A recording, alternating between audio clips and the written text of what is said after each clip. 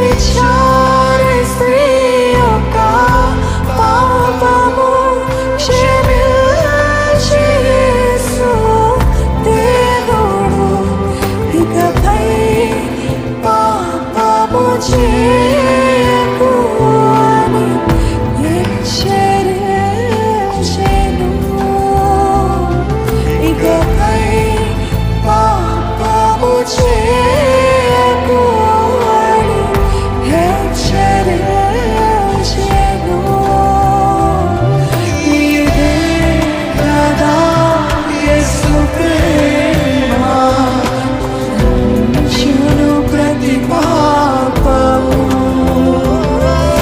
ఇదే కదా యేసు ప్రేమ, క్షమించును ప్రతి పాపము. అందుకనే ధైర్యంగా చెప్పచ్చు, ఇదే కదా యేసు ప్రేమ, క్షమించును ప్రతి పాపము.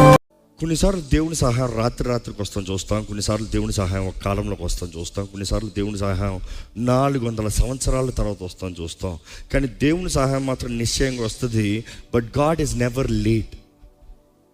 God is never late.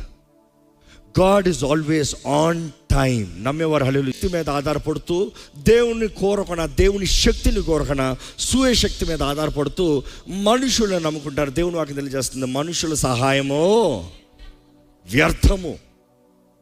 నీ జీవితంలో ఏదైనా మనుషుల మీద ఆధారపడడానికి జరగదు. మనుషులు ఎప్పుడూ కండిషన్స్ అప్లైడ్ అని పెడతాడు. మనుషుడు ఎప్పుడు నిన్ను స్వార్థానికే కోరతాడు. మనుషుడు సహాయం కావాలని కోరామనుకో, మనుషుడు ఎప్పుడు ఏమైపోతాడు తెలుసా? నీకు డమ్మిగాడు అయిపోతాడు, నీకు దేవుడు అయిపోతాడు.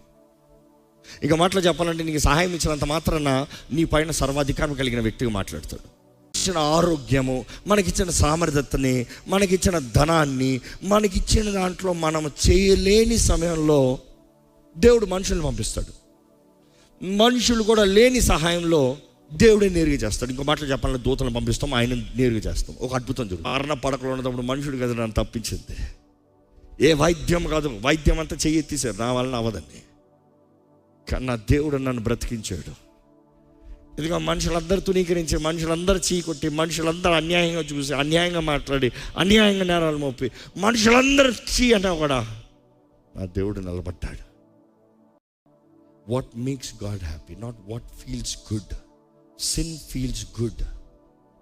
Drug addictions feels good. Drinking feels good. Smoking feels good. Pornography feels good. But it's